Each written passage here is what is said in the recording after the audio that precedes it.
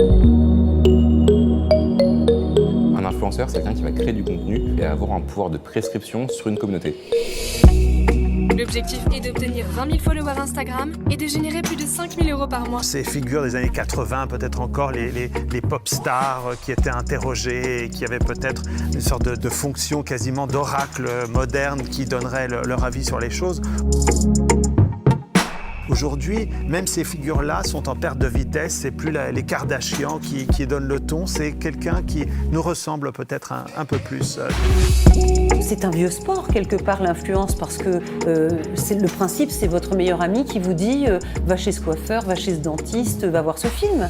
Et l'adolescence a été inventée par la consommation, parce qu'on présentait aux jeunes des choses à désirer. Puis quand les personnes pas cool, que là, quand tu me vois, moi, arriver au bureau avec le même genre de chaussures, là, tu te dis, ça y est, il est temps de retourner sur Instagram et trouver la prochaine mode. L'authenticité, c'est de montrer, de choisir sa propre vie par ses propres moyens. En cela, les influenceurs, ils représentent un petit peu l'idéal de réalisation de soi.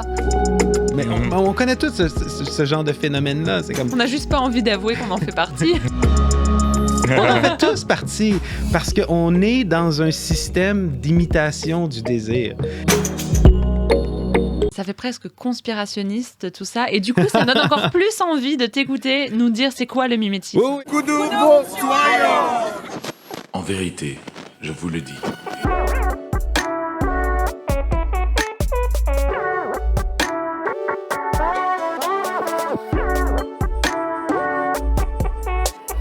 It is like a finger pointing away to the moon.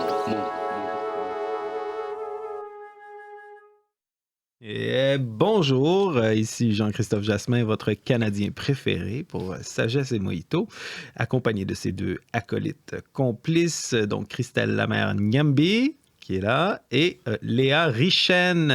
On a remplacé Léa Kovesh par une Léa améliorée, en tout cas beaucoup plus heureuse. Elle a une chevelure plus longue que la Léa précédente. En fait, vous trouvez peut-être qu'elle a la même voix. C'est parce qu'elle est mariée, puis en France, on change encore le nom de famille des femmes. C'est vraiment une société patriarcale. J'ai un problème avec le patriarcat, mais ce n'est pas le sujet de cet épisode. Ouais. Essaye d'être papa! C'est dur d'être papa. On devrait valoriser le patriarcat. On devrait avoir des médailles patriarcales. Mais c'est pas du patriarcat qu'on parle aujourd'hui. On parle du mimétisme ou de l'imitation. Dans le fond, dans un épisode précédent, à la fin, Christelle et moi, on a eu un petit désaccord, ou en tout cas, on a ouvert une conversation sur qu'est-ce qui nous motive vraiment dans nos actions. Puis on aime penser, en tout cas c'est ma thèse, on aime penser qu'on agit pour les grands principes, qu'on agit pour l'amour du bien, puis que ce désir-là vient du plus profond de nous. Mais un intellectuel français qui a immigré aux États-Unis, comme à peu près tous les intellectuels français importants. Non, il y a plein d'intellectuels français importants qui sont restés en France, mais on dirait, c'est fou la quantité d'intellectuels américains qui viennent de France, disons-le comme ça. C'est ça. Un intellectuel français qui s'appelle René Girard, qui pose la thèse que finalement, qu'est-ce qu'on aime, qu'est-ce qu'on désire, ne vient pas du plus profond de nous-mêmes, de notre être, mais est acquis par imitation. Donc en gros, René Girard et aujourd'hui Jean-Christophe Jasmin vont faire tomber par terre tous nos désirs d'originalité et tout notre sentiment de dignité, d'être quand même une personne unique sur cette terre. Non, c'est pas le cas. Préparez-vous à voir votre identité brisée aujourd'hui. Carrément. Carrément. Je le dis à la blague, mais à quelque part, je suis à moitié sérieux parce que la question de l'authenticité, de l'originalité dans notre culture aujourd'hui, c'est super important. Hashtag #NoFilter, hashtag, il y a plein d'autres hashtags comme ça, je les oublie même, mais oui, carrément. On est continuellement dans une tentative de démontrer qu'on a des pensées originales, des idées originales, des désirs originaux. Puis en fait, on est dans l'ère que Charles Taylor appellerait l'ère de l'authenticité. On est dans l'expressionnisme individualiste. Qui est Charles Taylor? Tu en as déjà parlé, mais peut-être que des auditeurs... C'est pas un Français cette fois. Oui, c'est ça. Il est à moitié canadien-français. C'est un intellectuel montréalais qui a écrit sur l'âge séculier, mais c'est pas de lui qu'on parle aujourd'hui en particulier. Taylor parle de l'expressionnisme individualiste, c'est-à-dire l'accent est sur l'individu, puis il doit s'exprimer, il doit exprimer sa réalité intérieure. Je reprends la phrase de Kierkegaard qui dit « J'écrirai mes poèmes pour moi-même, je mangerai mes poèmes et j'en vivrai. » Il y a vraiment cette idée-là de dire on doit être authentique, on doit montrer qui qu'on est. Puis à l'ère des médias sociaux... Ouais, c'est ce que j'allais dire. Ça se voit beaucoup dans les réseaux sociaux où n'importe qui peut avoir une plateforme à partir de laquelle parler et dire ce qu'il ressent, ce qu'il pense, ses conclusions, etc. Ça n'existait pas en fait il y a 20 ans. Enfin, non, pas ça. Il y a même tout un business autour, qu'on appelle en anglais le business du personal branding. C'est-à-dire tu vas développer ta marque personnelle, c'est quoi par tes vêtements, par tes passions, et puis te montrer devant la caméra, poster régulièrement, prendre des photos, des vidéos de toi-même pour que les gens apprennent à te connaître, avec l'idée que plus tu es authentique et plus tu fais ressortir ta personnalité, plus ta valeur est importante. Et donc, ça t'ouvre la porte à d'autres choses dans la vie parce que c'est ce qu'on valorise aujourd'hui, c'est la valeur personnelle. On a grandi sur cette doctrine-là à travers La Reine des Neiges, les films de Disney, où, tu dois découvrir qui est-ce que tu es à l'intérieur, te libérer des contraintes qui t'empêchent de t'exprimer pleinement. Puis, tu t'en vas dans la montagne, puis tu es libéré, délivré. Je ne mentirai plus jamais. C'est comme la Reine des Neiges. Elle quitte son monde alors qu'elle est la reine. Hein? Elle est la reine opprimée par les attentes de son système. Puis elle s'en va, puis elle s'exprime. Mais là, elle le fait d'une manière qui est maladroite et destructrice. Mais toujours est-il, oui, ça fait partie de notre imaginaire fondamental. Puis René Girard vient déconstruire ça, vient remettre ça à l'envers. Et en même temps, il y a un lien très fort, ironiquement, entre les médias sociaux puis René Girard. Donc, j'en parle. Oui, juste pour il le va situer. falloir que tu nous le dises. Parce que René Girard, dans le fond, a immigré aux États-Unis et a fini sa carrière comme professeur de littérature, je crois, en fait, à Stanford. En Californie. Université californienne, près de San Francisco. Et donc, qui est l'université où beaucoup de ceux qui vont travailler dans la Silicon Valley, dans les startups, où plusieurs d'entre eux vont étudier.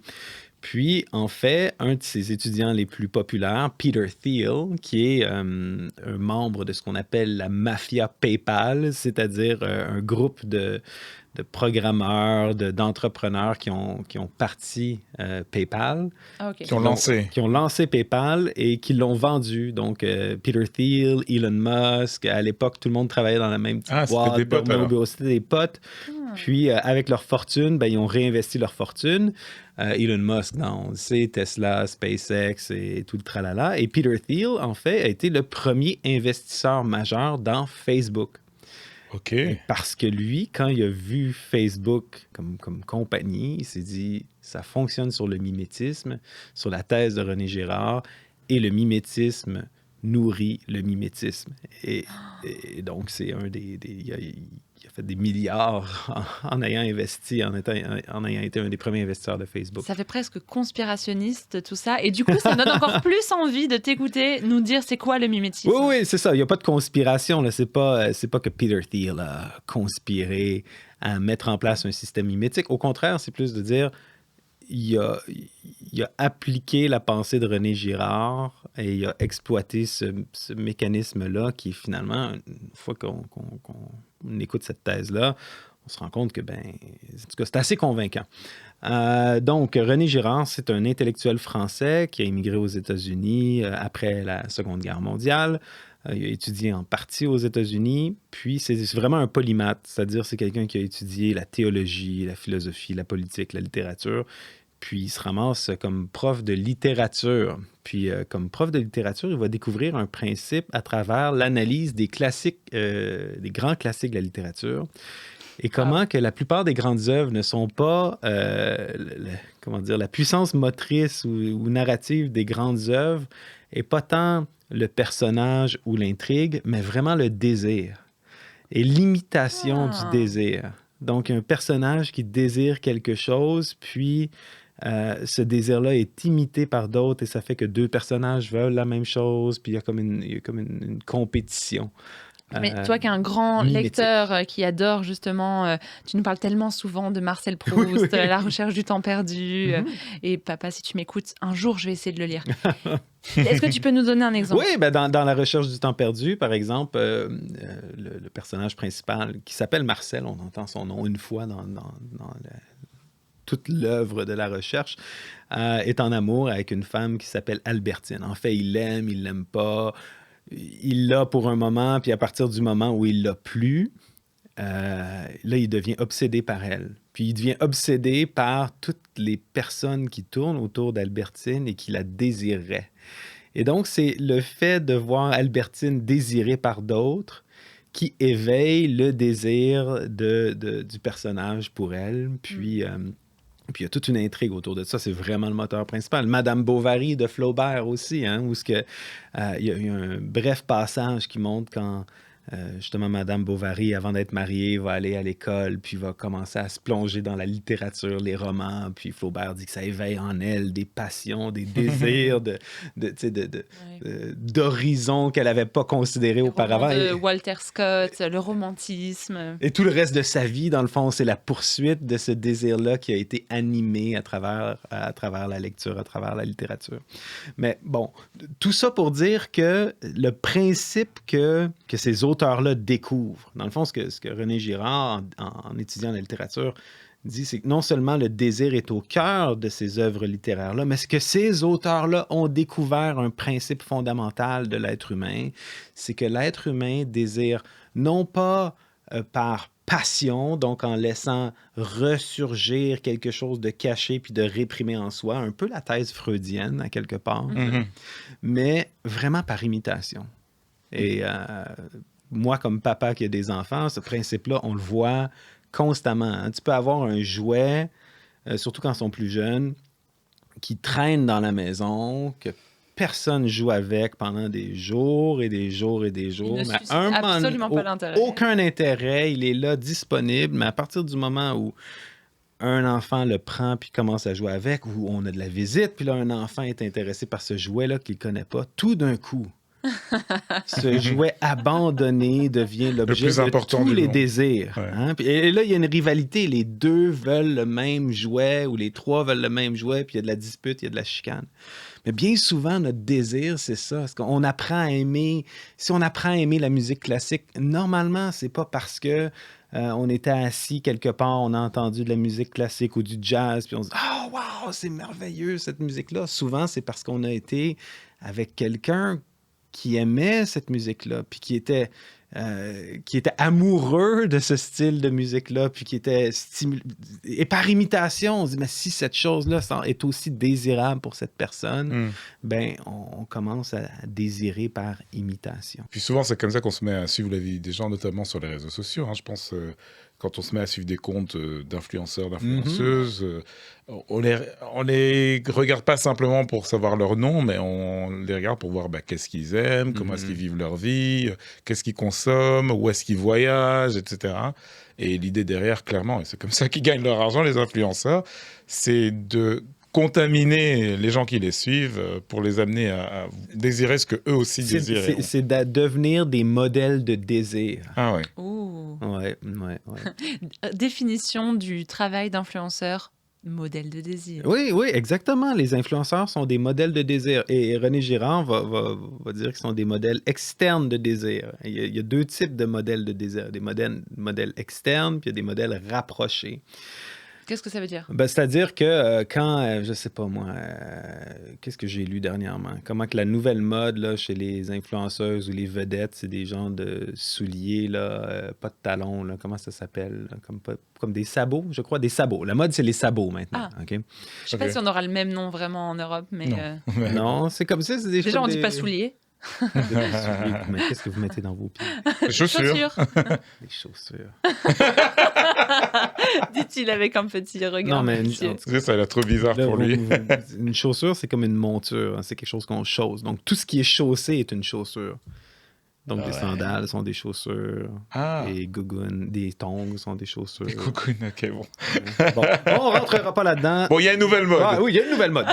Que les gens mettent sur leurs pieds, ok. Puis quand tu regardes, je sais pas moi, Kim Kardashian, qui désire ce type de souliers étranges, de chaussures étranges, ben, c'est un modèle externe. C'est comme, tu peux pas prendre les souliers de Kim Kardashian. Mais mettons que toi, tu es à ton travail, chère auditrice, puis tu es vraiment à l'affût de la mode.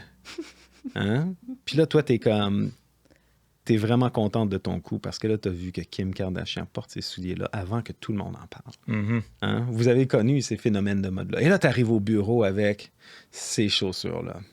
Et là, tu deviens un modèle de désir rapproché. Pour toutes les autres personnes du bureau. Et là, quand les personnes cool du bureau commencent à porter le même genre de chaussures que toi, ça peut être flatteur, mais ça peut être aussi comme une forme de compétition. Tu sais, on aime moins ça. Puis quand les personnes pas cool, que là, quand tu me vois, moi, arriver au bureau avec le même genre de chaussures, là, tu te dis, ça y est, il est le temps de retourner, il est le temps de retourner sur Instagram et trouver la prochaine mode. Mais on connaît tous ce genre de phénomène-là. C'est comme... On n'a juste pas envie d'avouer qu'on en fait partie. On en fait tous partie parce qu'on est dans un système d'imitation du désir.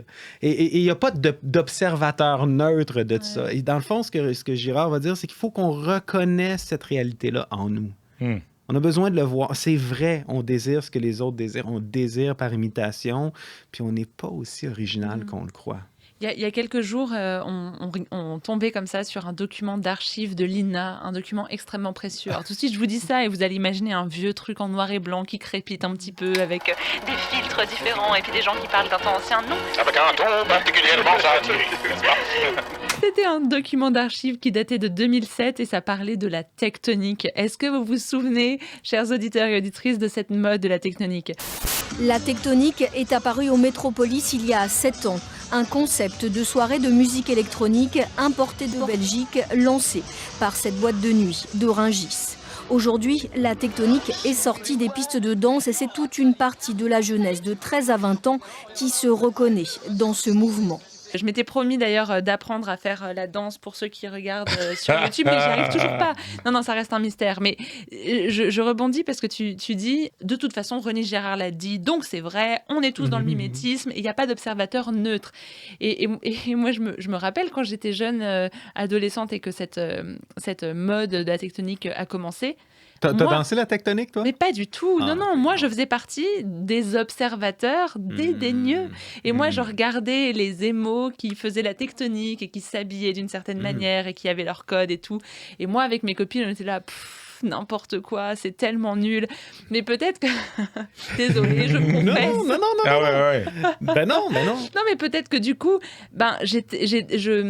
j'avais l'impression d'être observatrice de cette mode et du coup d'être différente de ceux qui étaient englobés dans la mode, mais j'étais dans la mode de ceux qui se regroupaient pour les critiquer. Oui, exactement. Et tu exprimes une autre chose qui est au cœur de cette théorie-là, c'est que dans le fond, notre identité se bâtit à travers qu'est-ce qu'on désire.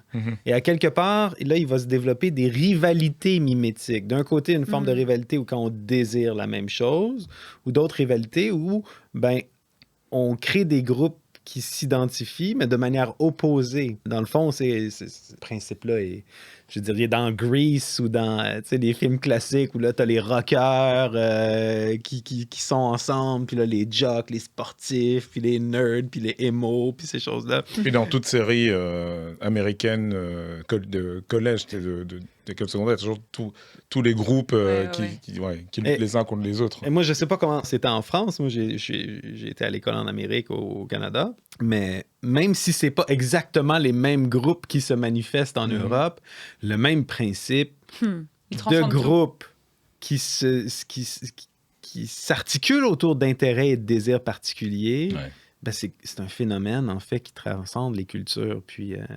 Ouais.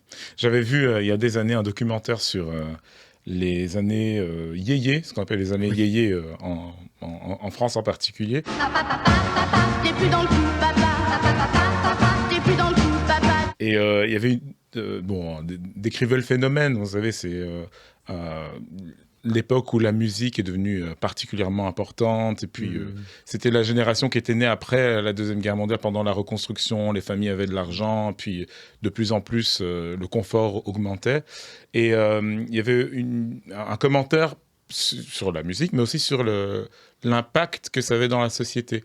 Et c'était des responsables de magazines à l'époque, parce que chez les jeunes, qui étaient des adolescents et les jeunes dans la vingtaine, il y avait de plus en plus de magazines axés sur des générations. Et c'était une ancienne rédactrice en chef de magazine qui disait, cette époque, c'est l'époque où l'adolescence a été inventée. Oui, tout à fait. Jusque dans les années 60, ça n'existait pas. Donc, et l'adolescence a été inventée par la consommation, parce qu'on présentait aux jeunes des choses à désirer, des célébrités, des vedettes auxquelles ressembler, des endroits où aller se divertir, des styles de musique. Et en fait, on a lancé un phénomène qui existe jusque maintenant pour ce documentaire d'il y a quelques années. Voilà, moi, j'ai grandi dans les années 90, début 2000, c'était exactement la même chose. Et tu avais des styles de musique en particulier, si tu appartenais à un groupe, tu écoutais tel type de musique, tu t'habillais de telle manière, etc. Et c'était aussi ce principe que je retrouve, en fait, dans la façon dont moi j'ai grandi, en fait. Oui, c'est la création de ce youth culture qu'on appelle, qui finalement, à quelque part, le fruit d'une certaine forme de capitalisme, d'un point historique dans le développement de l'économie capitaliste, où il y a une production de masse, où on cherche un marché. Pour certains types de marchandises, les disques, les vêtements, un marché qui cible. Et donc, on a créé l'adolescence pour servir de marché capitaliste. Exactement, l'adolescence et le temps de jeune adulte. Et comment est-ce qu'on fait consommer des adolescents et des jeunes adultes? On exploite un besoin qui est fondamental, qui est le besoin de distinguer son identité. Et d'appartenance. Donc, identité et appartenance, comment? À travers le désir de modèle et le désir de ce que les modèles désirent. Donc, avant les influenceuses Instagram, on avait Elvis, on avait les Beatles qui ont changé comment ça se fait qu'en 63, tout le monde a les coupes Beatles, un peu coupe champignon, puis en 67, là, tout le monde commence à avoir des barbes gigantesques, des cheveux longs. C'est ce principe-là qui est à l'œuvre. Ok, mais où est-ce que tu t'en viens, là, cher JC, avec avec tout ça? Si l'homme est un animal rationnel, je pense à Aristote qui disait ça, que l'homme est un animal qui réfléchit, pour Girard, l'homme est un animal qui imite. Et c'est quelque chose qui est aussi confirmé par la recherche en neurosciences. Je veux dire, l'être humain, par rapport à tous les êtres vivants, les animaux, est un être qui a des capacités d'imitation qui sont extraordinaires. On voit chez les nourrissons là, qui ont quelques heures de vie, qui sont rapidement capables d'imiter le visage d'un interlocuteur, quelqu'un qui tire la langue, qui ouvre la bouche. C'est des bébés qui savent même pas bouger leurs propres mains, sont capables d'imiter. C'est en nous cette imitation-là, ce désir d'imiter. Maintenant, je trouve qu'il y a une belle intersection avec plusieurs thèmes de la saison. Puis on en parlait avec cette question-là de l'imitation du marché, de ce besoin-là d'être indépendant, mais que finalement, ça nous amène à il y a quelque chose, de paradoxal ou de trompeur à dire « Sois toi-même, découvre qui tu es réellement en toi, puis on va célébrer la diversité, célébrer l'unicité de chacun, mais derrière ça, finalement, c'est juste un moteur pour plus vendre, pour vendre des produits. » Moi, je reviens souvent avec cette anecdote-là. Je vous ai amené justement à Montréal, au Fofone électrique, qui est comme un club mythique. Il faut que tu expliques le sens de ce mot, parce que pour nos auditeurs européens. Ouais, c'est vrai. Fofone en québécois, c'est popotin. Voilà. Pourquoi ça s'appelle les Fofone électriques? J'ai aucune idée. Mais c'est un genre de bar classique punch, punk alternatif. C'est là où Nirvana allait jouer, par exemple, avant qu'il soit très connu. Donc des petites salles.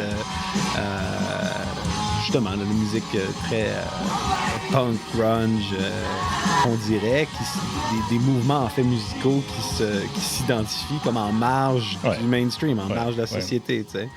Puis j'étais jeune adulte, puis dans la même soirée là-bas, il y a plein de gens avec des mohawks, des cheveux de toutes les couleurs. C'est quoi, c'est les crêtes, là? Les crêtes, okay. là, ouais. Les vêtements cloutés et tout, là, vraiment, là, je suis marginal et atypique et indépendant. Puis j'ai vu 3 personnes différentes avec le même T-shirt qui disait « La conformité et la mort de l'âme ». Ah ouais, pas mal. Et en une soirée, trois personnes avec le même T-shirt qui produit en série, tu sais, et qui célèbre, non pas qui célèbre, mais qui condamne justement ce désir de conformité-là. Puis... Et du coup, toi, ta critique, c'est de dire, attends, déjà, ça a été produit en masse, ces t-shirts. En plus, on est plusieurs à le porter, donc on se conforme à une sorte de critique de la conformité. Oui, puis c'est pas pour critiquer ces gens-là, dire regarde comment ils croient qu'ils sont originaux, puis ils le sont pas, puis moi je suis original parce que je suis cynique, puis c'est pas du tout parce qu'il y en a plein d'autres des cyniques comme toi. Ah non, il y a plein de cyniques comme moi, puis peut-être que je m'identifie, puis j'imite les cyniques. Non, c'est vraiment parce que ça révèle ce besoin d'imiter, ça révèle ce besoin d'une identité qui est commune. Il n'y a aucun groupe social qui est foncièrement original. Non, puis en fait, ce principe-là, le livre de Girard qui expose ce principe-là s'appelle « Les choses cachées depuis la fondation du monde ». Pas mal. Ça reprend une parole de Jésus qui dit qu'il va révéler des choses cachées depuis la fondation du monde, puis... mais le principe se retrouve dans la Bible, je crois. Tu sais, quand on regarde juste l'histoire de la chute avec Adam et Ève, on voit que tu sais, il y avait un fruit défendu. Tout le monde connaît l'histoire à peu près. Là, Dieu a dit, tu peux manger de tous les arbres, de tous les fruits de tous les arbres, mais pas celui de la connaissance du bien et du mal. On en parle souvent même dans le podcast ici. Mais on voit que Adam et Ève vivent très bien avec cet arbre et ses fruits défendus pendant un certain temps, jusqu'à ce que le serpent fasse remarquer à Ève à quel point le fruit a l'air délicieux. Désirable. Et à partir de ce moment-là, le texte dit que Ève vit que le fruit était beau d'apparence et devait être bon pour la connaissance. Quand Ève en prit, elle en donna à Adam, puis Adam l'imite. Il y a vraiment ce principe d'imitation-là qui est mis en place. Le désir est exposé, puis imité. Puis l'histoire qui vient après, c'est celui de Caïn et Abel, où Caïn et Abel vont offrir un sacrifice à Dieu, vont chercher l'approbation de Dieu. Caïn et Abel désirent l'approbation de Dieu. Abel, le texte nous dit que Dieu reçoit son sacrifice, mais qu'il ne reçoit pas celui de Caïn. Ouais. OK, qu'est-ce que ça nous dit là sur le mimétisme? Eh bien, Caïn va rentrer dans une folie furieuse, dans une haine, dans une jalousie envers son frère. On voit que Dieu va intervenir avant, puis va dire, écoute, le péché tourne autour de toi comme un prédateur, mais chasse-le et il fuira loin de toi. Puis tout de suite après, Caïn invite son frère à se promener à une promenade dans les champs, puis il va, le texte nous dit, prendre une pierre, puis le tuer. Et ce texte-là, c'est comme une deuxième exposition de la nature du péché. La première exposition, c'est le désir, puis c'est la désobéissance envers Dieu. Puis cette deuxième exposition-là, c'est la conséquence de la première exposition. C'est qu'une fois que tu as le mimétisme, ce mimétisme peut causer des rivalités parce que deux veulent la même chose. Ouais. Et là, dans ce cas présent, deux veulent être acceptés par Dieu, et puis il y en a un qui l'est, l'autre pas. Et du coup, là, l'argument de René Girard, c'est pas d'insister sur « mais pourquoi Dieu ?» Non, c'est de dire « regarde le cœur de Caïn, il était dans le mimétisme et du coup, il voulait tuer son frère. » Ouais, puis cette histoire-là, dans la Genèse, t'as plein d'autres histoires entre Joseph et ses frères, entre Isaac et Ésaü. Il y a plein d'histoires comme ça où ce motif-là réapparaît.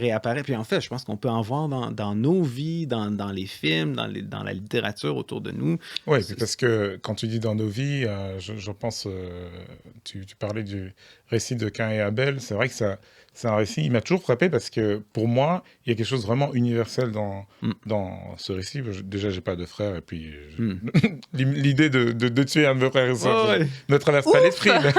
Mais je peux tout à fait comprendre que c'est un récit qui parle de qu'est-ce qui se passe quand on désire quelque chose qu'on l'a pas et qu'on voit quelqu'un d'autre qui désire la même chose et qui l'a, tu vois. Ça provoque quelque chose en nous, en fait. Et comment est-ce qu'on gère ça? Et là, c'est intéressant parce que dans le récit biblique, c'est le premier un peu conseil qui est donné par Dieu. C'est par rapport à comment tu réagis quand il y a ce désir qui est frustré, en fait. C'est par rapport à la gestion du désir, en fait. Exactement. La gestion du désir, exactement. Puis, bon, où est-ce que je veux en venir aujourd'hui avec ça? Parce qu'il y a plusieurs choses à dire par rapport au mimétisme.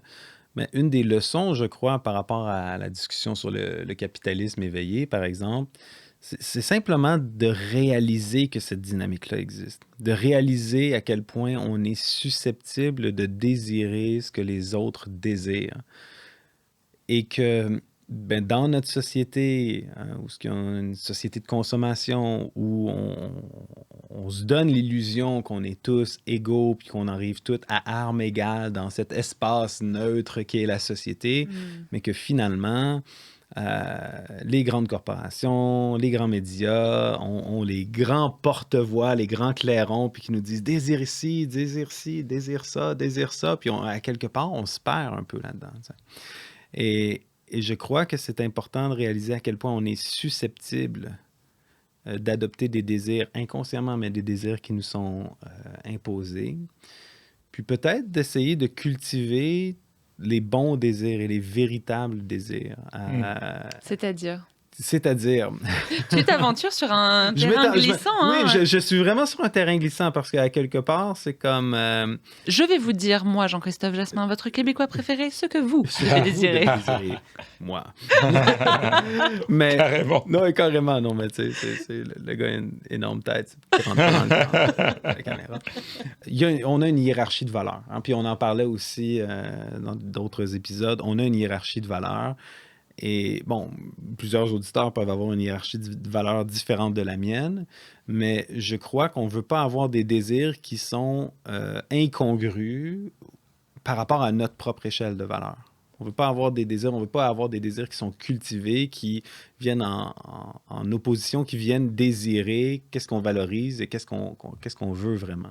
Donc, en gros, tu veux dire il faut cultiver un désir pour les choses qu'on valorise, les choses qui ont de la valeur, et pas cultiver du désir pour des choses qui n'ont pas de valeur. Exactement. Et en même temps, réexaminer pourquoi est-ce qu'on valorise, qu'est-ce qu'on valorise. Ouais. Est-ce qu'on valorise, je ne sais pas moi, la reconnaissance sociale parce qu'on croit vraiment, rationnellement, que la reconnaissance des autres, c'est un bien qu'il faut absolument chercher, ou est-ce qu'on cherche la reconnaissance des autres parce que tout le monde autour de nous cherche la reconnaissance, puis on veut juste le même jouet que les autres enfants autour de nous désirent.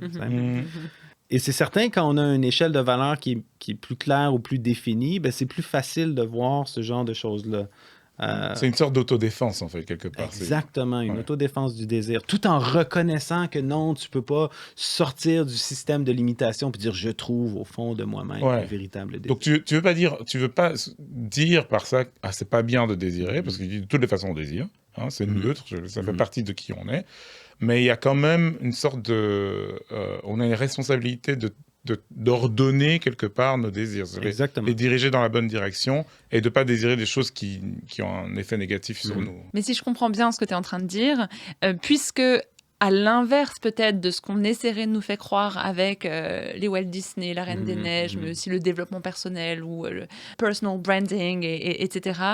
Non, on n'est pas unique dans nos désirs, on n'est pas unique dans nos pensées et finalement on est souvent dans l'imitation d'un autre groupe et puis on cherche à ressembler aux personnes qu'on aime et auxquelles on aspire, etc. Il ne s'agit pas de faire ça donc en introspection sur c'est quoi mes propres désirs et il ne s'agirait pas du coup de critiquer Walt Disney, le développement personnel et tout ça, et ensuite de dire mais faites la même chose. C'est plutôt une reconnaissance. Oui, en fait, oui et non, dans le sens, oui, de dire, c'est pas de critiquer, de pas critiquer Walt Disney et puis tous les grands médias qui titillent notre désir, puis après ça, de se retourner tout seul dans sa chambre puis de dire, ben moi, je vais susciter, je vais réordonner mon désir. C'est pas possible. La mécanique de l'imitation, elle existe, elle est là. Puis... Et une fois qu'on a compris ça, qu'est-ce qu'on fait alors? Ben, Et là, ça revient tout le temps à la question spirituelle fondamentale. On parle tout le temps de l'essence derrière les apparences, mais un des thèmes qui revient souvent, c'est cette idée-là de dire, ben, dans ton système spirituel, dans ta foi, est-ce que tu crois qu'il y a un principe qui ordonne l'univers, oui ou non? Et s'il n'y a pas de principe qui ordonne l'univers, à quelque part, ben pourquoi tel ou tel désir est supérieur à l'autre? Ben, tu es dans l'imitation, puis accepte-le. Après ça, si tu crois qu'il y a un principe qui ordonne l'univers, si tu crois qu'il y a un Dieu puis qu'il y a un créateur, si tu crois qu'il y a une échelle de valeurs qui découle de cette manière de penser-là, mais c'est certain que tu veux que tes désirs soient cohérents avec cette échelle-là. Augustin, qui est un théologien du 3e et 4e siècle, qui a écrit les Confessions. Donc, on pense que c'est la première véritable autobiographie de l'histoire de la littérature. Pour vrai, c'est magnifique. Et les Confessions de Saint-Augustin, Augustin raconte comment il était païen, puis qu'il est devenu chrétien. Puis, au tout début, il y a une formule magnifique qui dit Seigneur, tu nous as créés pour t'aimer. Puis, tu fais en sorte qu'on ne trouve aucun repos jusqu'à ce qu'on trouve notre repos en toi. Puis, si tu crois que Dieu a créé le monde, puis que Dieu aime et Dieu désire une relation avec nous, mais à quelque part, notre travail comme chrétien, c'est de cultiver ce désir-là envers Dieu. Donc, il y a un besoin de cultiver le désir. Et cette culture du désir-là se fait en commun avec d'autres.